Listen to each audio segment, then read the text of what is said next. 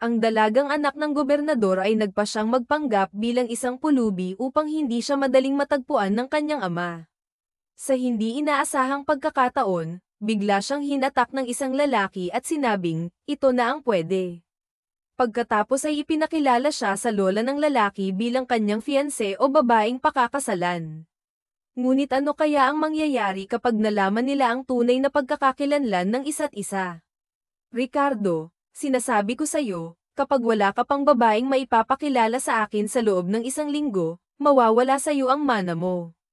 Naiintindihan mo ba ako? Galit na sabi ni Don Alejandro kay Ricardo. Saan naman ako kukuha ng babaeng ipapakilala? At kailan nyo ba nakita na nagustuhan ko ang mga babaeng nakilala ko? Hindi ko na problema yan, sagot ni Ricardo na puno ng inis. Kung gusto mong manatili ang tiwala ng ating mga kasosyo at mailipat sa pangalan mo ang lahat ng ari-arian ko, sundin mo ang gusto ko, madiing utos ni Don Alejandro. Naiwan si Ricardo na malalim ang iniisip hanggang sa biglang pumasok sa kanyang isipan ang isang ideya. Napangiti siya at agad na kinuha ang telepono. Pilar, humanap ka ng isang babae mula sa mahirap na kalagayan. Kahit pulubi, basta siguraduhin mong hindi naman gasgasan ang itsura niya, utos niya sa kanyang sekretarya. Sir, saan po ba tayo makakakita ng pulubi na hindi gasgasan? Tanong ni Pilar na halatang nalilito. Kinokontra mo ba ako, Pilar? Sagot ni Ricardo na may diin. Basta magpatulong ka kay Roberto. Ngayon na. Opo, sir, sagot ni Pilar na walang nagawa kundi sumunod. Para kay Ricardo, ito na lamang ang tanging paraan upang makahanap ng babaeng papasa sa mataas na pamantayan ng kanyang lola Pesita. Ang kanyang lola ay kilala sa pagiging perfectionist, lalo na pagdating sa pagpili ng mga babae. Ayaw nito ng mga maarte, walang galang, o hindi marunong magdamit ng disente. Bilang nag-iisang tagapagmana ng Alcantara Mining Company at Alcantara Shipping Group of Company, si Ricardo ay kailangang magampanan ang kanyang tungkulin bilang CEO. Sa edad na 32, naipasa na sa kanya ang pamamahala ng kanilang negosyo, at sa loob lamang ng 1 taon, napalago niya ito ng husto. Ngunit sa kabila ng kanyang tagumpay, ang pagpapakilala ng isang babaeng pulubi sa kanyang lola ang tila pinakamahirap na hamon na kanyang haharapin. Ricardo, anong kalokohan ito? Saan ka makakakita ng pulubi na may taste? Tanong niya sa sarili habang iniiling ang ulo. Ngunit sa kabila ng lahat, determinado siyang magtagumpay sa planong ito. Ilang araw nang palaboy si Sheena sa mga lansangan.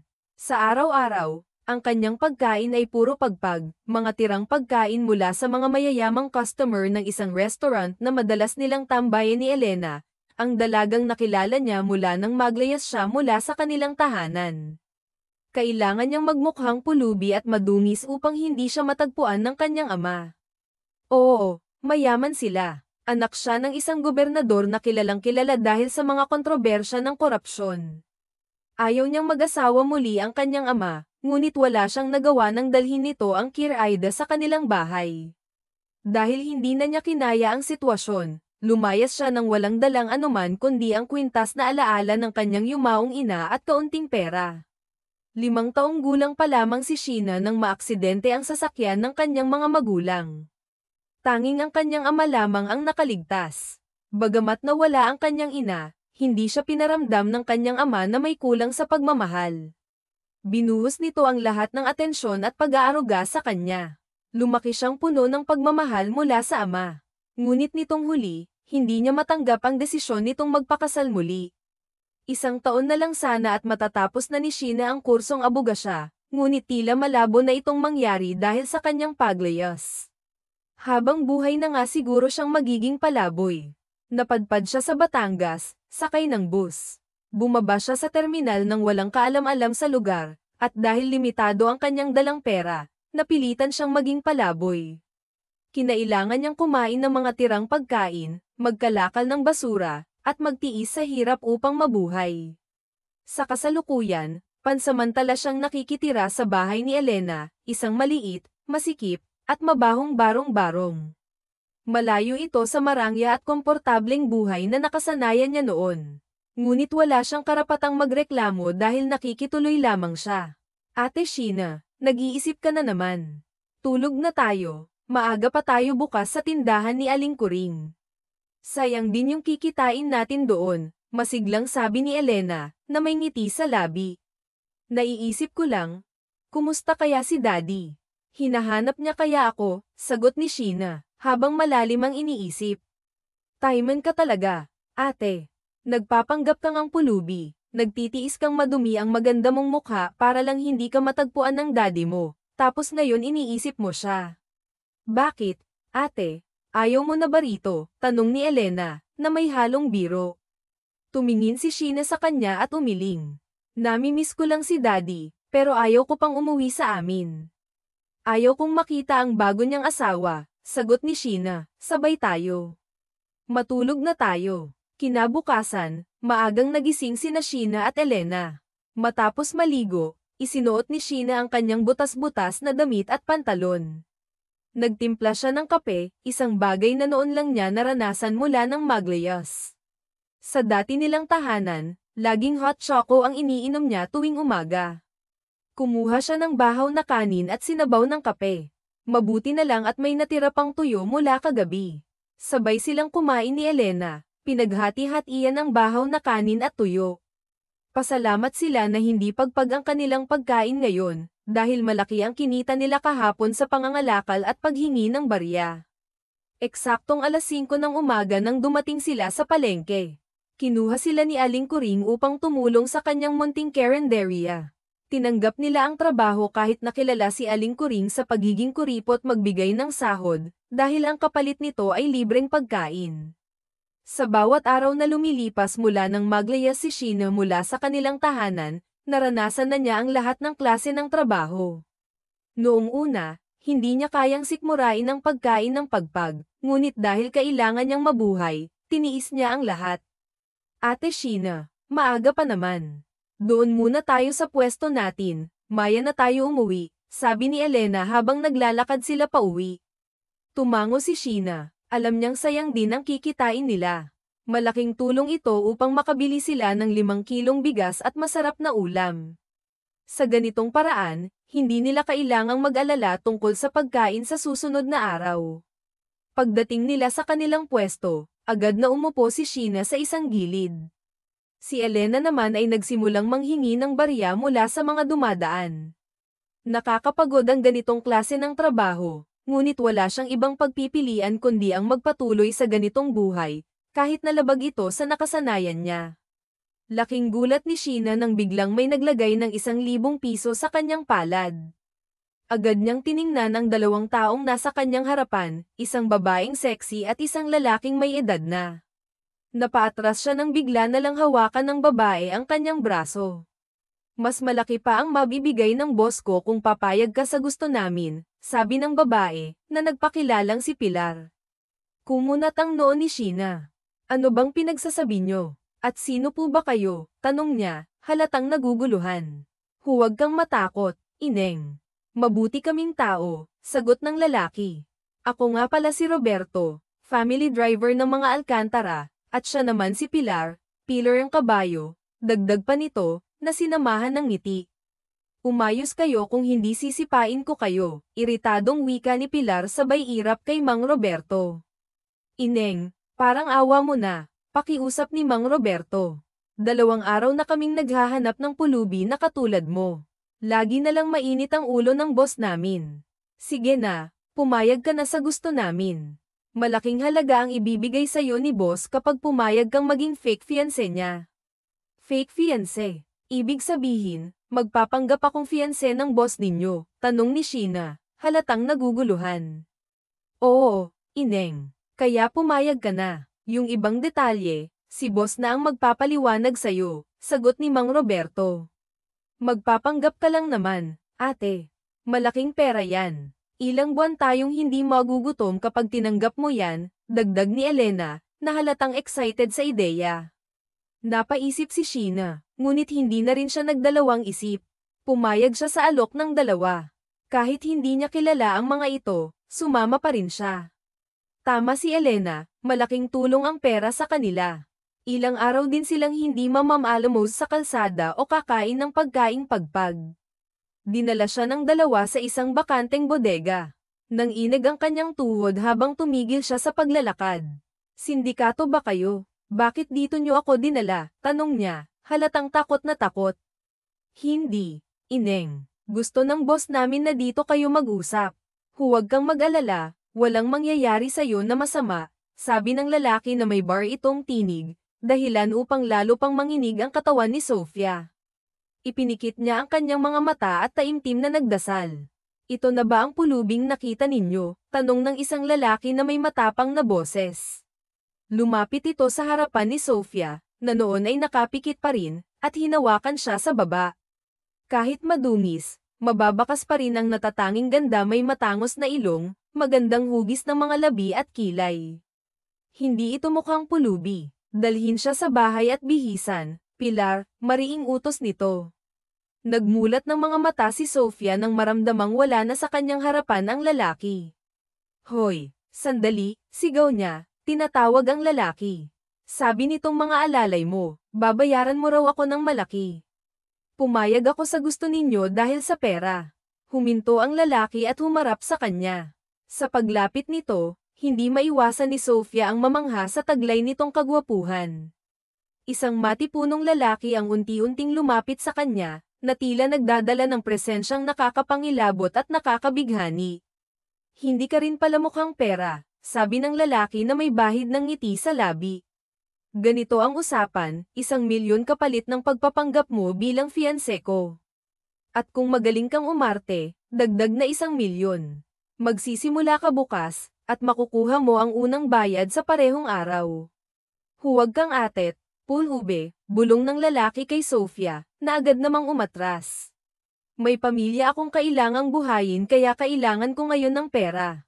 Mali ko bang isipin na naloko mo lang pala ako? Sagot ni Sofia na may taas kilay, kasabay ng pag-cross ng kanyang mga braso. Kita niya ang pagtaas-baba ng Adam's apple ng lalaki, ngunit imbes na matakot, mas lalo pa siyang naging matapang.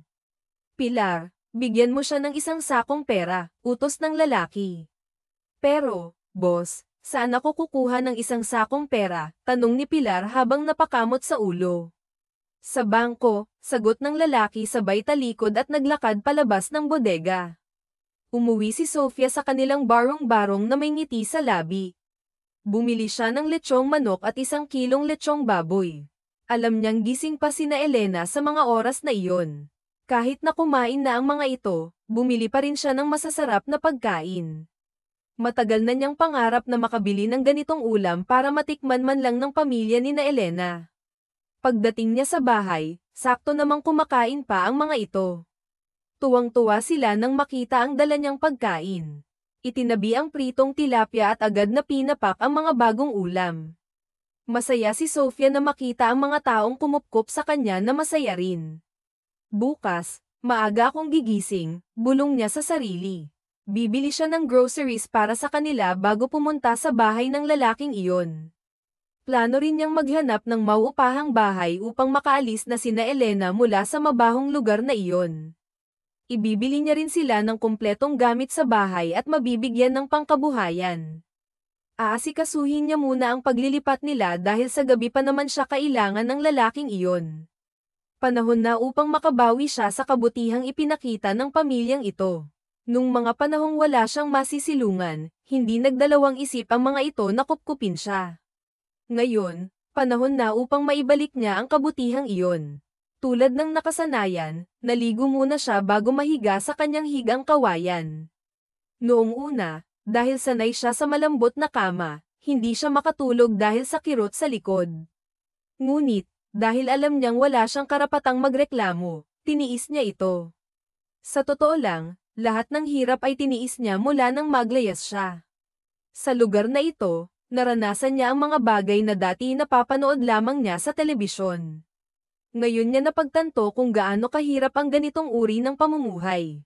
Napakaswerte niya at ipinanganak siya sa isang mayamang pamilya, kung saan lahat ng gusto niya ay nakukuha niya agad. Ngunit para sa mga tulad ni na Elena, kailangang mamaalamos at magpaalipin sa iba upang may makain. Sa kabila ng lahat ng ito, dito rin niya natutunang muling maging masaya, tumawa ng malakas, at maramdaman ang pagiging malaya. Dinala ni Pilar si Roberto at Sofia sa isang sikat na mall. Kinailangan pang magsuot ni Sofia ng sombrero at face mask upang hindi siya makilala. Pumasok sila sa isang kilalang butik at pumili ng mga damit na babagay sa kanya. Habang nasa fitting room, lihim siyang napangiti dahil isa ito sa mga paborito niyang butik noong hindi pa siya naglayas. Hindi na siya nagulat nang bilhin ni na Pilar ang lahat ng damit na nagustuhan niya. Pagkatapos ng kanilang pamimili, nagtungo sila sa isang salon. Inayos ang kanyang buhok at nilagyan ng makeup ang kanyang mukha. Pinili niya ang simpleng makeup na mas komportable siya. Eksaktong alas 7 ng gabi, suot ang isang simpleng puting dress na tinornuhan niya ng flat sandals. Dahan-dahan siyang naglakad papasok sa isang restaurant. Nasa likuran niya sina Pilar at Roberto. Habang palinggalinggi siya upang hanapin ang lalaking antipatikong iyon, nakita niya itong nakatayo sa gitna ng restaurant at papalapit sa kanya. Biglang tumigil ang mundo niya nang ngumiti ito sa kanya. Sa suot nitong yellow long sleeves na nakatupi hanggang siko, tila isang anghel na bumaba mula sa langit. Mabuti at tumupad ka sa usapan natin, sabi nito. Kanina pa naghihintay sina lolo at lola sayo. Ayusin mo na ang pag-arte mo kung hindi na natapos ni Ricardo ang sasabihin nang bigla siyang apakan ni Sofia sa paa. Aray, paulit-ulit ka kasi. Ilang beses ko nang narinig yan mula kay Pilar, tapos ikaw naman ngayon. Huwag kang mag-alala. Hindi masasayang ang binayad mo dahil magaling akong umarte, sagot ni Sofia, halatang inis na sa paulit-ulit na paalala nito.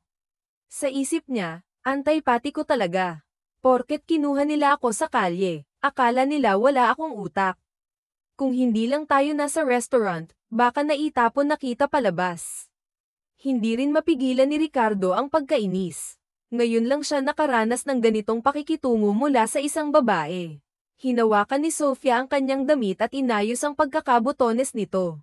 Alam mo, sir, hindi bagay sa'yo ang nagsusuplado. Ang gwapo mo pa naman, pero nasasayang lang. Sige ka, baka mabuking ka ng lolo at lola mo. Kinawit niya ang kanyang braso sa braso nito at ngumiti. Let's go, masigla niyang sabi.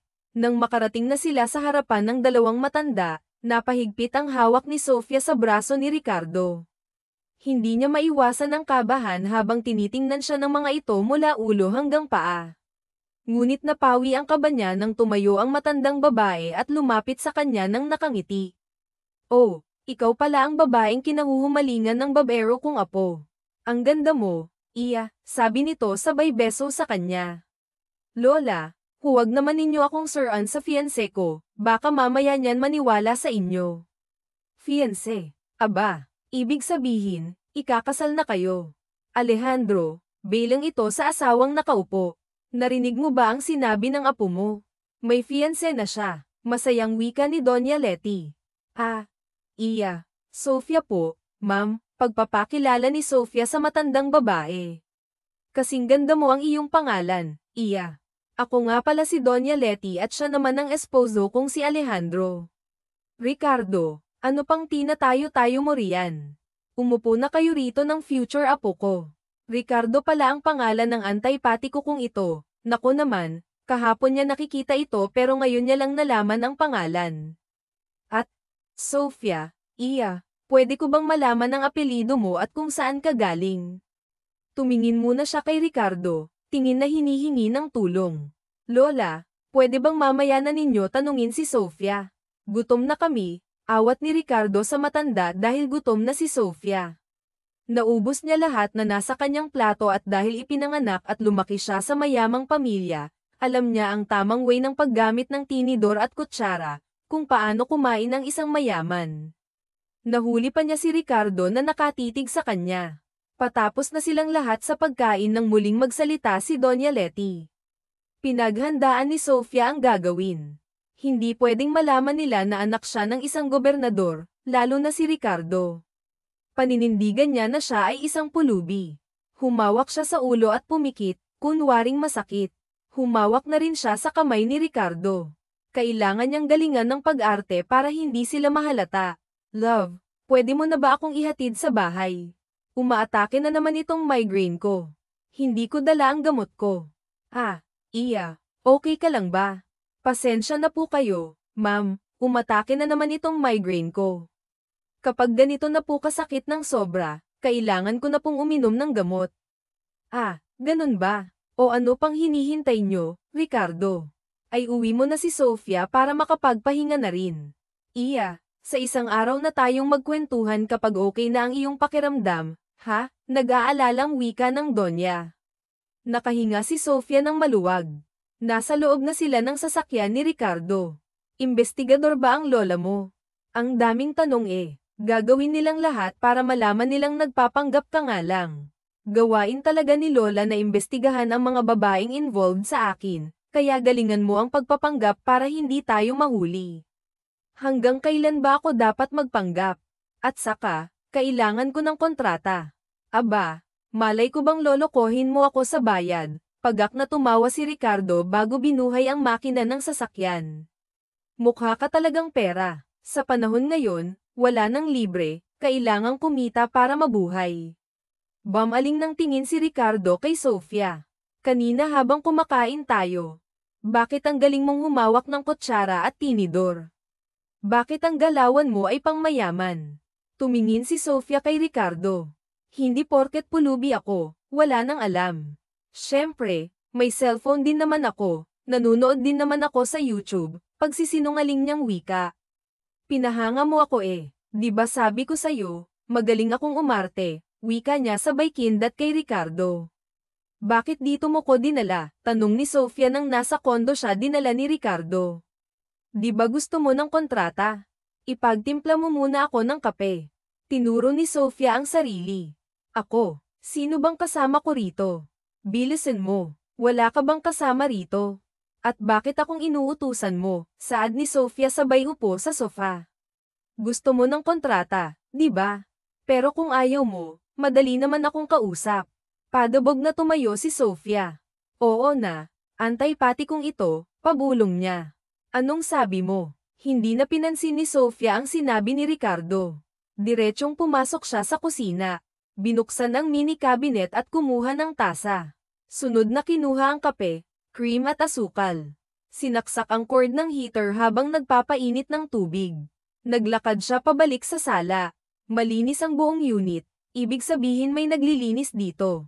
Walang ibang decoration ang sala kundi isang painting ng babaeng nagsasayaw sa gitna ng entablado. Parang kilala niya ang babae sa painting, hindi niya lang maalala kung saan niya ito nakita. Nagulat pa siya nang biglang magsalita si Ricardo sa likod. Nasaan na kape ko? Oo nga pala, magtitimpla nga pala siya ng kape. Muli siyang bumalik sa kusina at nagtimpla ng kape ni Ricardo. Binuksan niya ang ref nito at kumuha ng fresh milk. Namiss niyang inumin ito. Dati-dati, pagkagising niya sa umaga, fresh milk agad ang iniinom niya. Dala ang isang tasang kape at isang basong fresh milk, bumalik siya sa sala. Naabutan niya si Ricardo na nakaupo, bahagya pang kumunat ang noo nito pagkakita sa kanya. Ibang klaseng pulubi. Sino nagsabi sa'yong pwede mong pakialaman ang laman ng ref ko? Pabagsak na binaba ni Sofia ang kape sa table center. Ang damot mo. Ikaw lang ba itong nauuhaw? Ibalik mo yan. Wala kang karapatang kunin ang hindi sayo. Pero imbes na pakinggan ang sinasabi ni Ricardo, ininom ng tuloy-tuloy ang gatas at nakangiting pinakita kay Ricardo ang basong walang laman. Sorry, oh, hawak ko eh, mapang-asar niyang wika. Kita ni Sofia ang pagkainis ni Ricardo sa kanya pero deadma lang siya. Dinampot niya ang folder na nasa tabi ng tasa, binuklat niya at kinuha ang laman. Basahin mong mabuti ang nakasulat dyan. Teka, marunong ka bang magbasa? Anong palagay mo sa akin, bobo? Matari niyang tanong. Hindi porket pulubi ako, wala na akong pinag-aralan. Para sa kaalaman mo, abuga siya ang kinukuha ko kung hindi mo ako binatukan. Siya ni Ricardo nang tumawa ito ng malakas. Aba, ayaw pa yatang maniwala sa akin. Isa pang pananakit mo sa akin, ihuhulog na kita rito sa building, galit na seryosong pika ni Ricardo habang hawak ang batok. Subukan mo at hindi mo matitikman ang tahong ko, bulong niya. Anong sabi mo? Ito na po, babasahin ko na po ng mabuti. Binasa niyang mabuti ang kontrata. Ayon dito, kailangan niyang magpanggap na fiancé sa loob ng 6 na buwan. Matatapos ang kanyang pagpapanggap kapag may makita na itong babaeng mamahalin. Wala ba talaga itong girlfriend o sa gwapo nito? Imposibleng wala. O baka masama ang ugali kaya hindi tumatagal ang mga babae. Mukhang ang masama ang ugali. Kumunat muli ang noo niya sa huling nabasa. Bawal makipagrelasyon sa kahit sinong lalaki habang fiancé pa niya. Bawal lamandi sa iba at baka makita ni na Lola at higit sa lahat, titira sila sa isang bubong. Teka lang, akala ko ba fiancé lang ang kailangan mo? Bakit ngayon asawa na? Anong asawa? Basahin mo ang mabuti. Iritang wika ni Ricardo sa kanya. Bakit kasi kailangan nating tumira sa iisang bubong? Gusto mo bang mahalata tayo ni Lola? Paano kung malaman ni Lola na doon ka sa kalsada nakatira? Di bukang tayo. Hindi gamitin ang utak. Ginagamit ko ang utak ko kaya nga nagtatanong ako. Virgin pa ako, malay ko bang manyak ka pala? Baka mamaya gapangin mo ako habang masarap ang tulog. Demanda talaga kita. Anong pinagsasabi mo? Anong pakialam ko kung virgin ka pa? Sa tingin mo gagapangin kita? Hoy, mas maraming babaeng malinis ang tahong kaysa... Aray, daing ni Ricardo nang hampasin siya ng folder. Sorry, ikaw kasi ang bastos ng bibig mo. Ako pa talaga itong bastos. Ikaw itong naunang magbukas ng ganyang topic.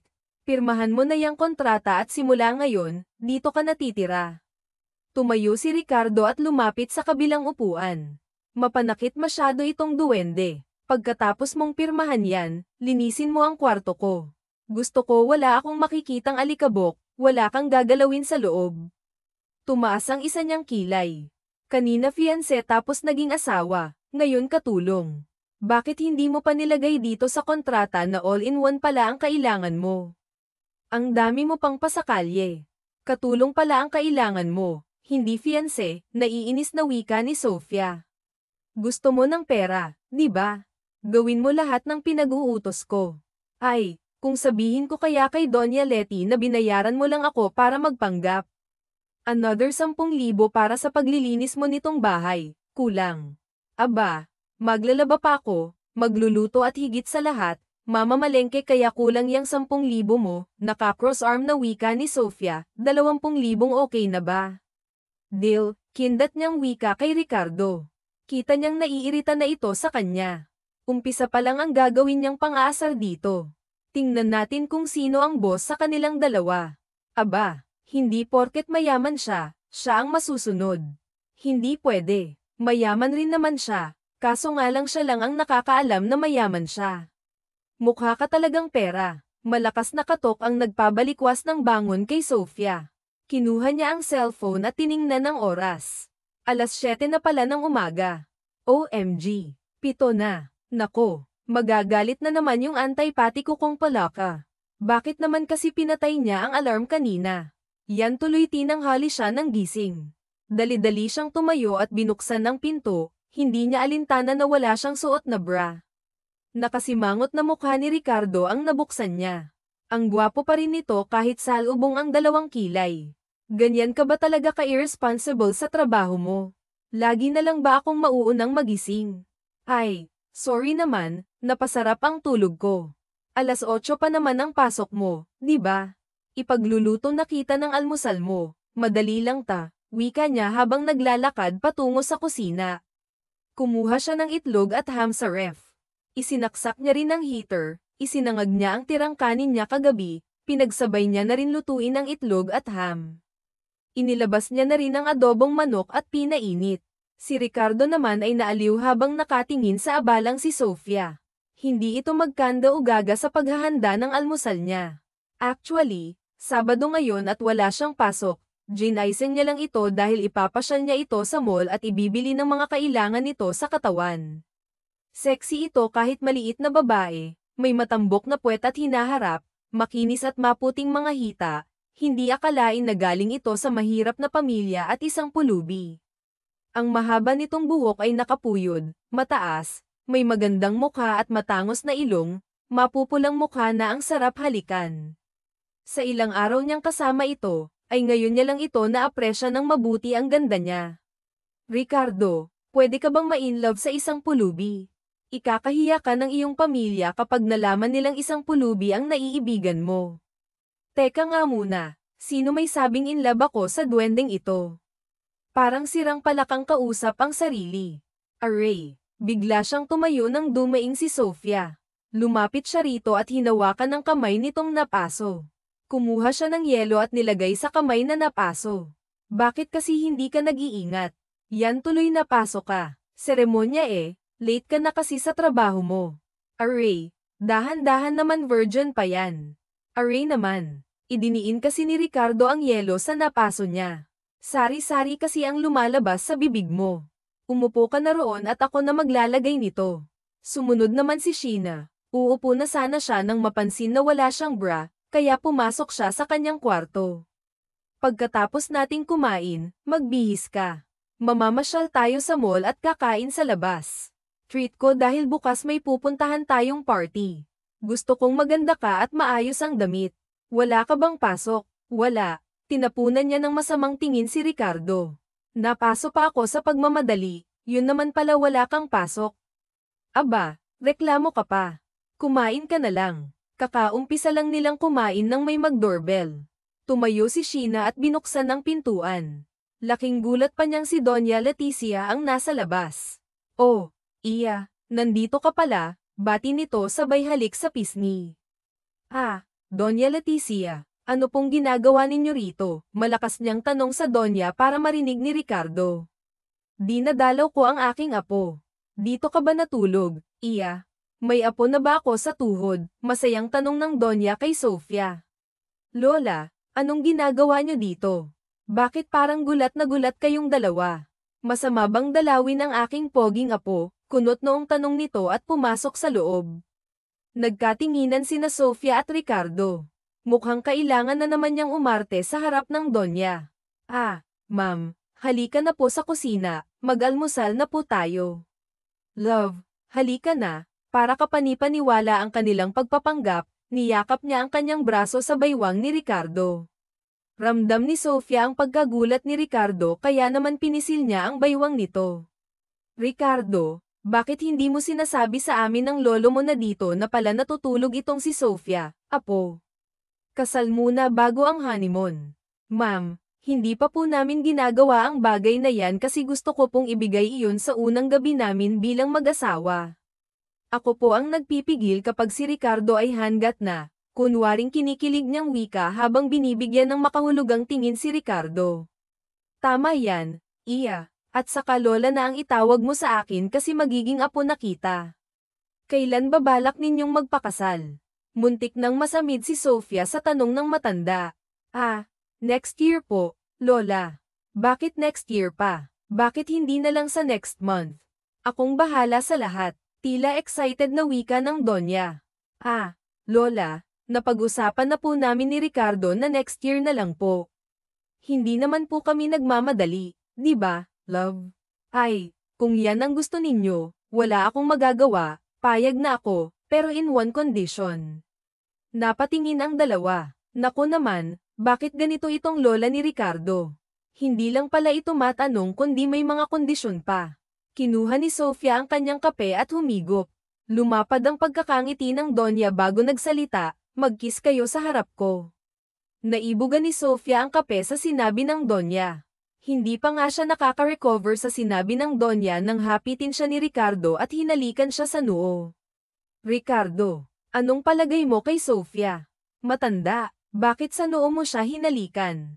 Naku naman talaga, gulat na nga siya sa ginawa ni Ricardo, itong matandang ito ayaw pang pumayag na sa noo siya halikan.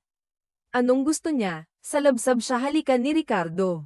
Aba, hindi maaari, virgin pa ang labi niya. Lola, hindi na naituloy ni Sofia ang sasabihin ng lamapat ang labi ni Ricardo sa kanyang labi. OMG, ang lambot ng labi niya. Naitulak ni Sofia si Ricardo nang marinig nila ang nakakakilig na tawa at palakpak ng Donya.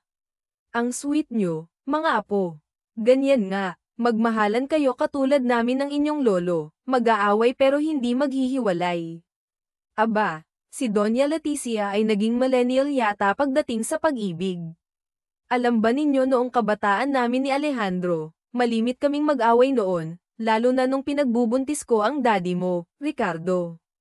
Pero dahil mahaba ang pasensya ni Alejandro, sinusuyo niya ako bago matulog. Ayaw niya kasi na matulog kaming may sama ng loob. Doon ko nakitang mahal na mahal talaga ako ng lolo nyo kaya unti-unti kong binago ang ugali ko. Mula noon, kapag nagkakaroon kami ng hindi pagkakaunawa ni Alejandro, inaayos ko kagad. Unawain at intindihin ang isa't isa para tumagal ang relasyon. Mahal na mahal namin ang isa't isa, hanggang ngayon nga, naglalandian pa rin kami tuwing gabi. Halata sa Donya ang kilig at pagmamahal sa asawa. Sana all na lang, Lola. Kinikilig naman po ako. Sana po ganyan kami ni Ricardo, di ba, love? Kindat niyang wika kay Ricardo. Oo naman, love. Kung gusto mo, gawin na natin ngayon yung ginagawa ni na Lola na landian.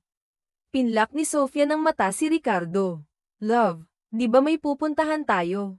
Kaya mamayang gabi na iniisip mo. Mga apo, kasal muna bago landian. Iniinggit ninyo kami, eh. By the way, kaya ako pumunta dito para ibigay ito. Isang birthday party para sa amiga namin ng lolo ninyo. Gusto ko pumunta kayong dalawa. Ipapakilala natin sa lahat si Sofia. Muli na namang nagkatinginan sina Ricardo at Sofia, tumango si Ricardo kaya pumayag na rin siya. Araw ng Lunes, maagang gumising si Sofia para ipaghanda ng almusal si Ricardo. Mula nung dumalaw sa kanila si Doña Leticia, ay nakikita niya ang pagiging sweet nito sa kanya.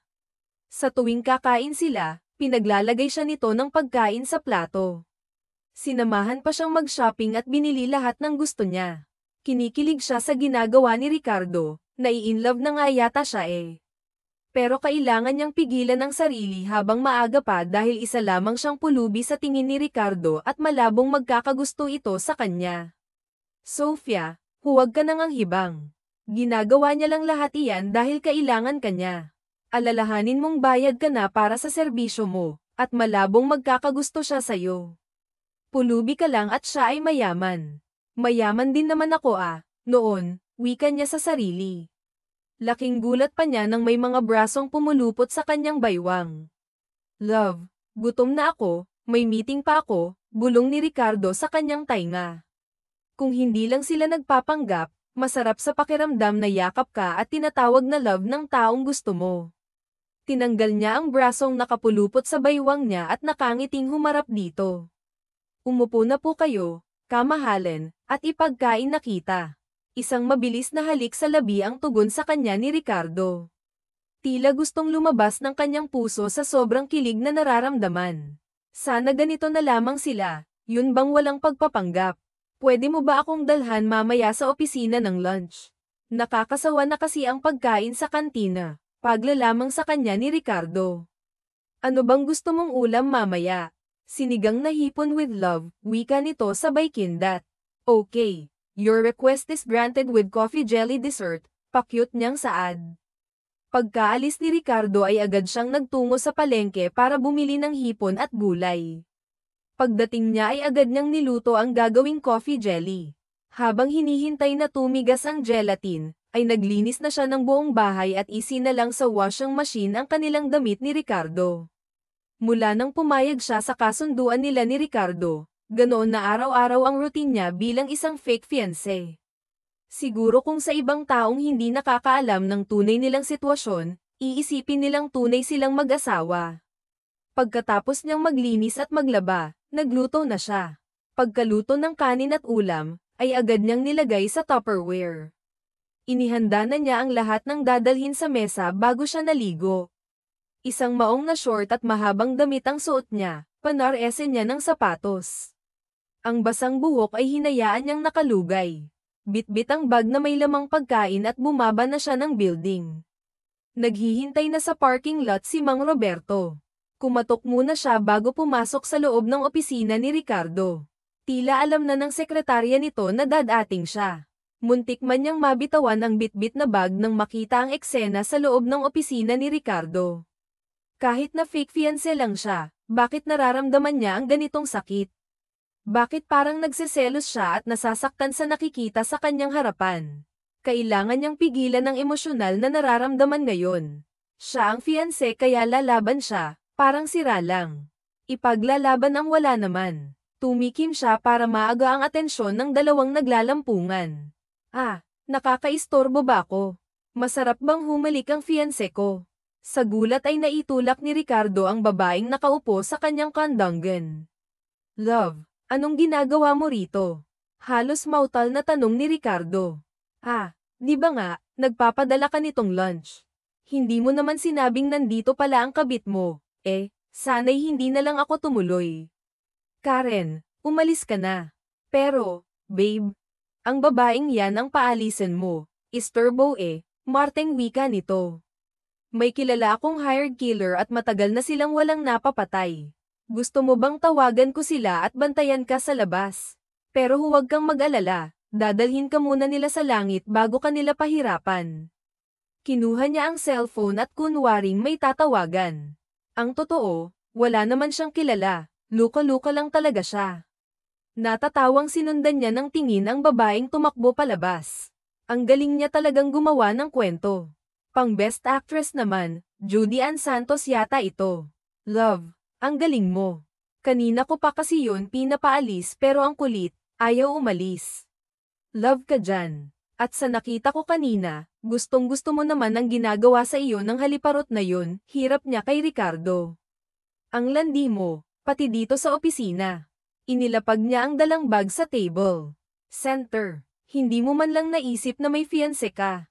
Hindi ka man lang naghanap ng mas maganda sa akin parang puwet ng kaldero ang mukha nun nagseselos ka ba? May pilyong ngiti sa labing tanong ni Ricardo.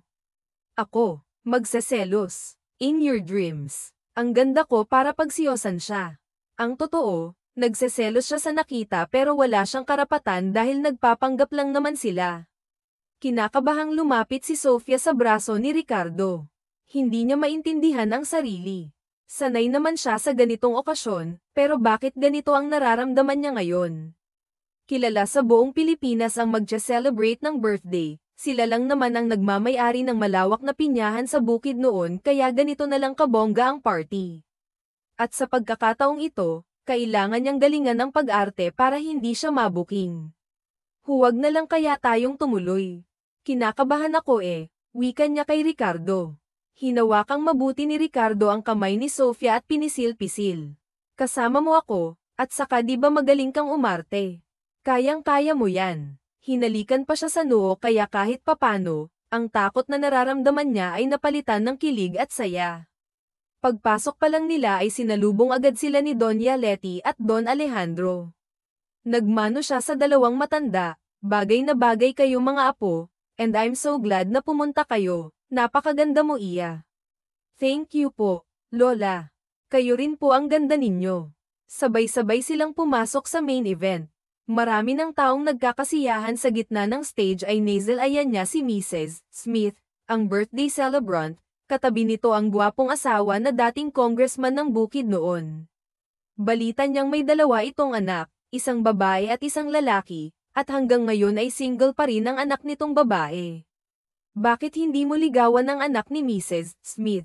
Maganda naman siya, tingnan mo tanong niya kay Ricardo habang nakatingin sa babaeng nasa kabilang table. Napakaganda nito at inosenteng tingnan. Gusto mong masira ang gabi ko? Seryosong tanong ni Ricardo. Sanggit, nagtatanong lang naman ako. Nagtataka lang ako kasi, bullshit. Okay, zipper my mouth na nagagalit. Irap niya ang wika rito. Samantalang kanina pa titig na titig si Ricardo kay Sofia. Ang ganda niya kahit napakasimple ng kanyang makeup sa mukha. Minsan nga, napapaisip siya kung talagang pulubi ba ito dahil sa mga nakikita niya rito o sadyang marunong lang ito. Pero imposible talaga, ang sexy nito sa suot na black fitted dress. Kanina pa niya gustong halikan sa labi ito at kanina pa nagwawala ang kanyang alaga.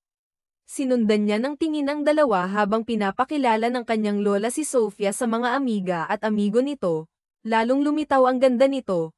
Lalong lumitaw ang ganda nito kapag nakangiti dahil lumalabas ang dalawang maliit na dimple sa magkabilang pisngi. Tumayo siya nang tawagin siya ng kanyang lola. Agad niyang hinapit si Sofia pagkalapit niya rito at dinampian ng halik sa pisngi. Kailan ba ang kasal niyo? Ay ho. Ang swerte mo at napakaganda ng fans mo. Tanong ng kanyang ninong. Baka makuha pa iyan ng iba sa iyo tulad ng nangyari sa inyo ni Elise. Ang tinutukoy nito ay ang anak ni Mrs. Smith.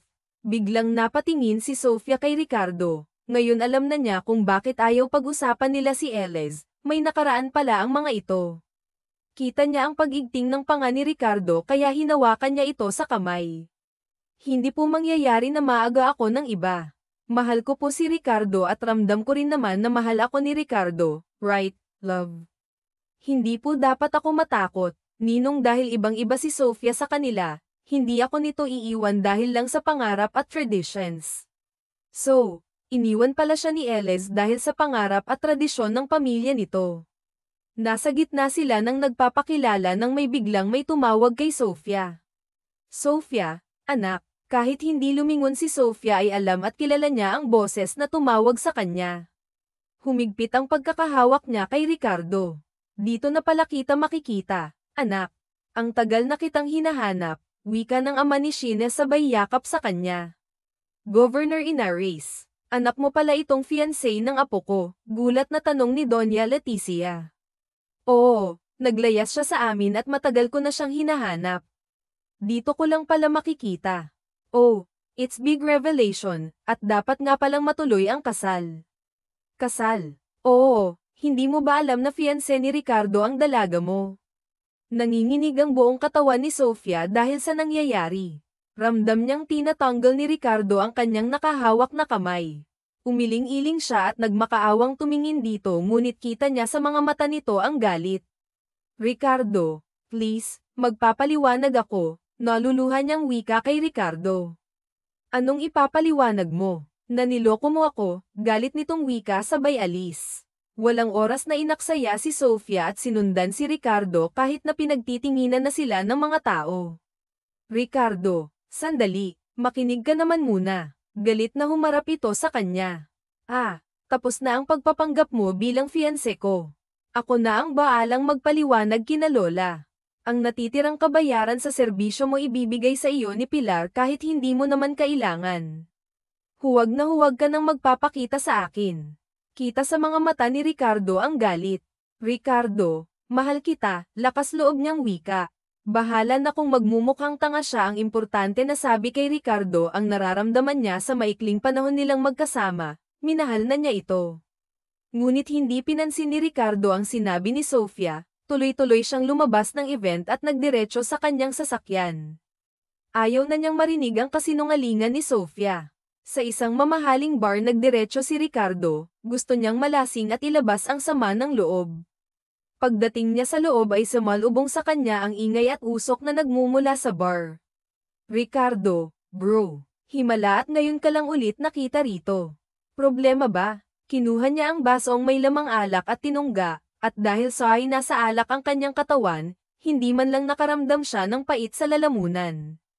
Kahit anong iwas ko sa mga babaeng may kinalaman sa mga politika, pero bakit kusang lumalapit sila sa akin? Alam mo naman siguro ang isyo ko sa mga politika na yan. Sila ang dahilan kaya nakipaghiwalay sa akin si Elise. Si Elise ang long-time girlfriend niya. Nang dahil sa ama nitong congressman, pinaghiwalay sila. Dahil mahal niya si Elise, pinaglaban niya, pero pinabugbog siya ng ama ni Elise at kinulong sa bodega ng 2 araw. Pinakawalan lang siya noong nakaalis na si Elise papunta sa ibang bansa. At hindi pa nagtatapos doon ang pagkadisgusto niya sa mga politiko. Sila ang dahilan kaya naghihirap ang bansa ngayon dahil sa sila ay may mga corrupt. Kung maganda lang sana ang patakbo ng mga politika na iyan dito sa bansa. Sana maganda ang takbo ng buhay ng mga tao. At sila rin ang dahilan kung bakit muntik nang ipasara ang kanilang negosyo na mining corporation kaya malaki ang galit niya sa mga politiko na iyan. Pinanggako niya sa sarili noon na hindi na siya may involved sa mga iyan, pero bakit ngayon? Heto na naman, kahit anong iwas niya, kusang lumalapit sa kanya. At ngayon, puso niya naman ang kalaban. Bakit bro? I love ka na naman sa ibang anak ng politiko. Bakit kung kailan natutunan ko na siyang mahalin, saka ko naman malalaman ang totoo? Ayaw ba talaga akong tantanan ng mga politiko na iyan, wika niya sabay inom ng alak. Alam mo bro, win na siguro yan para ibahin mo ang tingin sa ibang politiko. Hindi lahat ay kayang manakit, magnakaw sa kaban ng bayan, umibig. Ibigan mo ba kaya ang anak ng napapabalitang corrupt na si Mr. Inares? Kanina halos ipagsisigawan ko na sa party na mahal ko siya, ipakita kay Elis at sa pamilya nito na okay na ako, na kaya kong maghanap ng babaeng makakasama ko habang buhay. Totoo, mahal ko na si Sheena, pero anak siya ng isang politiko, may lungkot sa matang wika ni Ricardo. Sheena Inares ba ang tinutukoy mo? Tumango si Ricardo. Kilala mo siya. Hindi lang kilala, kundi kilalang kilala. Inaanak ng mommy ko yun at kaibigan ni Stephanie. Matagal na hinahanap ni Tito dahil naglayas siya mula noong nag-asawa ulit si Tito. Yun pala, nasa'yo. Bakit siya naglayas sa kanila? Hindi kasi matanggap ni Sheena na nag-asawa ulit ang Tito Raul. Kaya naisipan niyang maglayas. Ilang buwan din siyang pinaghahanap ni Tito pero hindi siya makita. Matalinong bata si Sofia. Katunayan, abogado siya. Ang kinukuha niya dahil gusto niyang ipagtanggol si Tito laban sa mga naninira dito. Bro, hindi totoong corrupt si Tito. Kami mismo ang magpapatunay sa'yo. Kagagawan ng kanyang kalaban ang lahat. Isang mabuting ama at gobernador si Tito. Marami na siyang natulungan, maraming estudyante ang nabigyan niya ng libreng scholarship at minsan galing pa yun sa kanyang bulsa. Napabuntong hininga si Ricardo sa nalaman. Ang buong akala niya kasi ay isa itong corrupt, nababasa niya sa mga news, yun pala ay fake news. Paanong napapanta sa'yo si Sofia? Teka, hindi ka magkakaganyan kung walang something sa inyo. Kayo na ba? Nagtatakang tanong ni Jeff. Nagpanggap siyang pulubi kaya ko siya nakilala.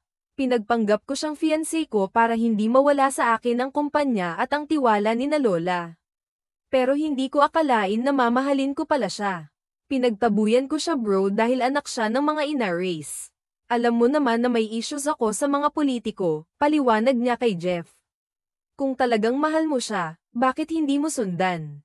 Mabait si Tito, hindi mo mararanasan yung naranasan mo kay Mr. Smith. Paano ko kaya siya susundan hindi ko alam kung saan siya hahanapin at hindi ko alam ang bahay nila, tumayo si Jeff. Sasamahan kita. Wala silang inaksayang oras at agad na umalis. Ngunit bago sila pumunta sa bahay ni Sheena ay dumaan muna sila sa kanyang kondo para sakaling nandoon si Sofia. Ngunit pagpasok niya sa loob ay sumalubong ang katahimikan ng buong bahay. Lalo siyang nanlumo nang makitang wala si Sofia sa loob ng kwarto. Napaupo siya sa kama at napahilamos sa mukha. Ang tanga mo Ricardo, hinayaan mong mawala na naman ang babaeng mahal mo.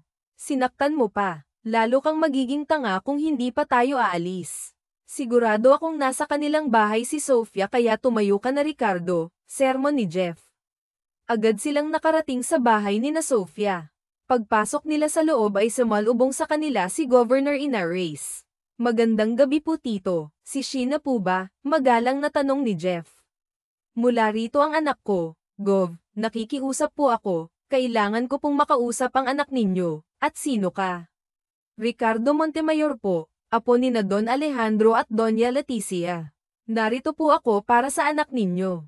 Mahal ko po si Sheena kaya nakikiusap po ako. Ikaw pala ang dahilan kung bakit umiiyak ngayon ang anak ko. Sinaktan mo ang yunak ako, galit na sigaw ni Governor. Ikinwento ni Ricardo kung bakit nasaktan niya si Sofia at kung paano sila nagkita. Halos mahabag naman si Governor sa nalaman. Sa mga oras na ito, nasa probinsya na ang anak ko. Hinatid siya ng chopper kanina. Kung mahal mo ang anak ko, sundan mo siya at patunayan mo sa akin ang tapat mong hangarin. Aasahan kong pagbalik ninyo ay may apo na ako. Intindi, Tito, sobra kayong excited sa apo. Hindi po ba kasal muna bago honeymoon? Natatawang sabi ni Jeff. Pabalik na mamaya ang chopper dito, inom muna tayo. Gusto kong makilala itong magiging manugang ko. Malayang pinagmasdan ni Sofia ang mga batang kanina pa walang sawang nagtatampisaw sa tubig. Ang saya nilang pagmasdan, makikita sa kanilang mga mata ang sobrang saya at tuwa. Pangarap niyang magkaroon ng isang kumpletong pamilya, ngunit hindi iyon nangyari nang biglang mawala ang kanyang mommy. Lumaki siyang tanging ang kanyang daddy ang kasama, at mula nang magkaisip siya, itinatak niya sa kanyang isip na gusto niya na balang araw kapag may pamilya na siya, iingatan at mamahalin ng buo. Gusto niyang magkaroon ng masayang pamilya sa piling ng taong mahal niya, ngunit paano niya iyon matutupad kung pinagtabuyan na siya? Mahal niya si Ricardo pero nasaktan siya nito. Isang araw na siya rito sa isla. Tumuloy siya sa kanyang yayang Mideng. Dito siya nagtungo matapos pagtabuyan ni Ricardo. Dito niya kakalimutan ang taong naging bahagi ng kanyang buhay. Alam niyang mahihirapan siya, ngunit kailangan niyang gawin. Mahal niya si Ricardo, pero nasaktan siya rito. Napapitlag pa siya nang may batang lumapit sa kanya at may inabot na bulaklak. Ate ganda, may nagpapabigay po, wika ng isang batang babae sa kanya. Kumunat ang kanyang noo. Sino naman ang magbibigay sa kanya ng bulaklak? Wala naman siyang kilala rito kundi si Yayang Mideng lang. Lalong kumunat ang kanyang noo ng sunod-sunod na may batang lumapit sa kanya at nagbigay ng bulaklak. Ate ganda, tumingin po kayo sa likod ninyo, nakangiting wika ng bata sa kanya.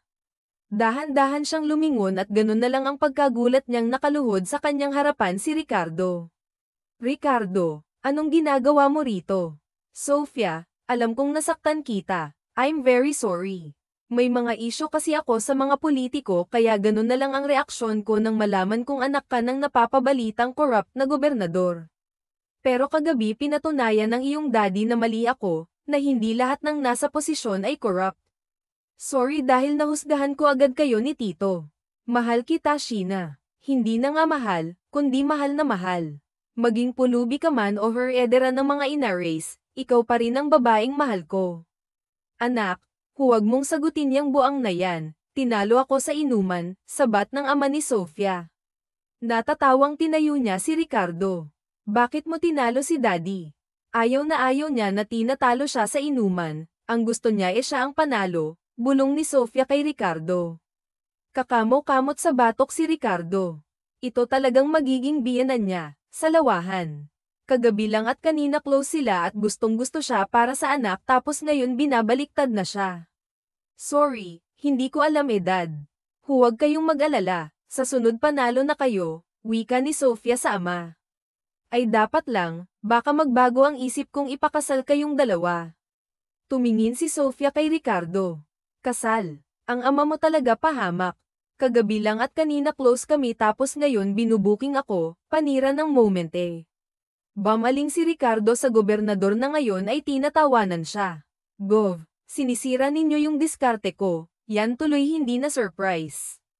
Isa pang tawag mo sa akin ng Gov, ipapakulong kita. Wala kang galang sa magiging biyenan mo. Hala. Mag-propose ka na sa aking yunaka at naiinip na akong marinig ang paghindi ng anak ko, kindat niyang asar kay Ricardo. Ito na nga po atat muling humarap si Ricardo kay Sheena. Love, alam kong ang bilis ng mga pangyayari pero gusto kong madaliin ang lahat. Gusto na kitang makasama habang buhay. Gusto kong may akap na kita ng panghabang buhay, yung kung maaangkin sa gabi. Hinampas siya ni Sofia sa kanyang sinabi. Hinuli niya ang kamay nito at hinagkan. Mahal kita, Sheena. Ikaw lang ang gusto kong maging ina ng 10 nating anak. Ano? 10? Balak mo yata akong gawing baboy ah. Hoy Montemayor. Anong higpit na mga sperm cell mo at gusto mo ay sagad? Hindi baboy ang anak ko ah. Love, pigilan mo ako, baka kung anong magawa ko sa ama mo. Love, hayaan mo na si Daddy, ugali talaga niyang mangasar. Pag-alo ni Sofia kay Ricardo. Love, will you marry me, please? Kasagad, hindi mo pa nga ako nililigawan pakipot ni Sheena. Araw-araw kitang liligawan at kahit kasal na tayo at may mga anak na liligawan pa rin kita to prove my eternity love for you. Yes, I will marry you Ricardo, mahal na mahal kita love and I'm sorry for hurting you. Hindi ko gustong saktan ka at handa akong maging ina ng sagad mong anak basta ba mga kamukha ko silang lahat, nakangiting wika ni Sofia. Simulan na natin, lokong bulong ni Ricardo kay Sofia. Hoy Montemayor, kasal muna bago honeymoon, muling sigaw ni Gov kay Ricardo. Yan kagabi lang sabi ninyo gumawa agad kami ng inyong apo tapos ngayon nagagalit kayo. Lasing ako nung sinabi ko yun, napapailing na lamang si Ricardo. Ginawa pa siyang sinungaling. Ay, baka nga ho natatawa na lamang si Sofia sa asaran ng 2 lalaking importante sa kanyang buhay. Muling nagkaayos sila ng kanyang daddy dahil kay Ricardo. Tanggap niya na rin ang bago nitong asawa. Wala rin naman siyang magagawa dahil iyon ang gusto ng kanyang ama. Sabi nga ng iba, mahirap pigilin ang mga pusong nagmamahalan, tulad na lang ng pagmamahal niya kay Ricardo. Hindi niya akalain na sa maikling panahon niyang nakasama ito sa isang bubong ay mamahalin niya agad ito. Iba maglaro ang tadhana, kung hindi siya naglayas at naging pulubi, malamang sa ngayon, zero pa rin ang love life niya. Laking pasasalamat niya sa Diyos na hindi siya pinabayaan at binigyan pa siya ng lalaking mamahalin habang buhay. Ang pamilya ni Elena ay masaya nang namumuhay sa bagong bahay ng mga ito. Ang perang binayad sa kanya ni Ricardo ay binili niya ng lupa at bahay ng mga ito. Ikinuha niya rin ng pwesto sa palengke ang nanay nila para may panggasto sila sa araw-araw. Si Elena at mga kapatid nito ay muling nag-aral. Binigyan ng libreng scholarship ng kanyang ama si Elena para makapagtapos ng kolehiyo. At siya, heto at magtatapos na rin sa kursong abogasya. Kahit malaki na ang kanyang tiyan, ay proud pa rin siyang umakyat ng stage para tanggapin ang diploma at title na cum laude. Yes, buntis po si Sofia. Hindi talaga siya tinantana ni Ricardo hanggat hindi nakakabuo. Pagkatapos ng kanilang kasal ay hindi na siya tinigilan kaya ang resulta, buntis agad. At ang kanyang daddy ang number 1 na natuwa sa magandang balita. Pagkababa ng stage ay agad siyang niyakap ni Ricardo at hinalikan sa labi. Narinig niya rin ang palakpakan ng mga taong nandoon. I'm so proud of you, love. You made it. Thank you, love, kasi hindi mo ako pinabayaan. Sinuportahan mo ang gusto ko. Because I love you. Lagi mong tatandaan na mahal kita, kayo ni baby. Muling hinagka ni Ricardo sa labi si Sofia. Montemayor, maya ka naman. Hindi pa nga nilalabas ang unang apo ko, ganyan ka na naman bumabanat, ni Goff. Hindi na pinatulan ni Ricardo ang pang-aasar ng kanyang biyenan. Baka ma-stress ang kanyang asawa. Bawal na bawal pa naman dito ang ma-stress lalo at malapit na itong manganak. Isang malaking salo-salo ang ginanap sa bahay ni na Sofia. Kumpleto ang lahat. Apo, binabati kita. Sa wakas, may abogado na sa pamilya natin, betang wika ni Doña Letty. Thank you po, Lola. Masayang natapos ang kanilang salo kaya pagod na binagsak ni Sofia ang kanyang katawan sa kama. Lumapit sa kanya si Ricardo at niyakap siya ng mahigpit. Love, napakaswerte ko kasi nakilala kita. Kung hindi ka siguro nagpanggap na pulubi at hindi ako naghanap ng pulubi, siguro hanggang ngayon, pariwara pa rin ang buhay ko. Siguro tuluyan nang hindi ibigay sa akin ni na Lola ang kumpanya. Siguro hanggang ngayon, may galit pa rin ako sa mga politiko. Thank you dahil dumating ka sa buhay ko, wika ni Ricardo sabay dampi ng halik sa labi. Hinawakan ni Sofia ang magkabilang pisngi ni Ricardo. Ako ang swerte, Saw. Dahil napakabuti mong asawa, sinuportahan mo ang pagbabalik school ko, pati dyan ako sinuportahan mo, natatawang wika ni Sofia. Ikaw ang pinakamagandang nangyari sa buhay ko, baby. Sigurado kung hindi mo ako pinagpanggap na fiancé mo, malamang nasa kalsada pa ako, isang magandang pulubi. Laking pasasalamat ko sa Diyos na ikaw yung naging asawa ko at ama ng ating anak at magiging anak pa. Lagi mong tatandaan na mahal po kita, madamdaming wika ni Sofia. Muling naglapat ang kanilang mga labi. Naging malikot na rin ang mga kamay ni Ricardo at ramdam ni Sofia na nangangailangan ito ng kanya ng aruga. Walang pagtutol na binigay niya ang kanyang sarili sa asawa. At dahil medyo may kalakihan na ang kanyang tiyan, buong ingat siyang inangkin nito. Moon, my love, wika ni Ricardo habang abala sa ginagawa. Hindi naman alam ni Sofia kung saan kakapit dahil sa sarap na pinapadama sa kanya ni Ricardo. Ricardo, hilanghing ni Sofia ng paglaruan ang kanyang magandang tanawin. Nasa bunutan niya si Ricardo nang marating nila ang rurok ng kaligayahan. I love you, love. I love you too. Matuling lumipas ang araw at buwan. Nagsilang si Sofia ng isang batang lalaki. Pagkasilang niya ay nagtrabaho na siya sa kumpanya ni na Ricardo. Tinutulungan niya si Ricardo upang lumago pa ang kanilang kumpanya at para mas maraming tao ang mabigyan ng trabaho. Nagtatag na rin siya ng charity para sa mga taong nakatira sa lansangan, mga taong walang tirahan, walang makain. Lahat ng pulubing makikita nila ay dinadala sa kanyang charity home. Doon, kumpleto sila. May sariling higaan, banyo, 3 beses makakain sa loob ng isang araw. Binigyan din nila ng pagkakakitaan ang mga matatanda upang may sarili silang pera. Ang mga bata ay pinag-aral nila upang makaahon sila sa hirap. Ang sarap sa pakiramdam na makatulong sa ibang tao. Alam niya ang pakiramdam na walang bahay, walang makain. Naiintindihan niya rin ang mga ito kung kailangan nilang mamaalamos upang may makain. Hindi nila ginasto ang ganitong buhay pero dahil maraming mapagsamantala sa lipunan, napipilitan silang gawin ang mga bagay na hindi dapat. Sa tulong rin ng kanyang ama, nagpatayo sila ng mga bahay para sa mga pamilyang nakatira sa lansangan at sa ilalim ng tulay. Masaya niyang pinagmasdan ang mga batang naglalaro sa bakuran kasama ang 2 niyang anak. Ito ang gusto niya, ang isang malaking pamilya. Ang saya-saya nila kahit salat sila sa hirap. Uwi ka ni Sofia kay Ricardo, ikaw ang naging daan upang maging masaya sila. Iniligtas mo sila sa tiyak na kapahamakan sa kalsada. You have a big heart for the poor people. I'm so proud of you, my love. Kung hindi ko pa naranasan ang buhay sa kalsada, hindi ko sila mauunawaan. Dati kasi galit ako kapag may nanghihingi sa akin ng barya. Nung naging pulubi ako, doon ko nasabi sa sariling kailangan kong kumain at mabuhay. Kahit hindi ako marunong at nahihiya, kinapalan ko ang mukha ko para lang may makain, naluluhan niyang wika.